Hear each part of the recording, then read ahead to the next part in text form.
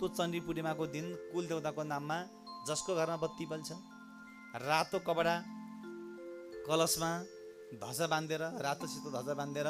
फुल असित धूप अनि कलशमाथि तपाईँको चाहिँ जट्ट नरिगोल आँपका पत्ताहरू बरका पत्ताहरू पिपलका पातहरू राखेर हैन कुल देवतालाई चाहिँ सम्झेर जसले चाहिँ पूर्व दिशा र उत्तर दिशामा आह्वान गर्छ अरे जसले चण्डी पूर्णिमाबाट चाहिँ त्यो बत्ती सुरुवात गर्यो भने 1 वर्षसम्म चाहिँ पूर्णिमाको दिनमा जसले कुलको नाममा बत्ती बाल्छ जस पूर्णिमाको दिन एकपल्ट 12 महिनासम्म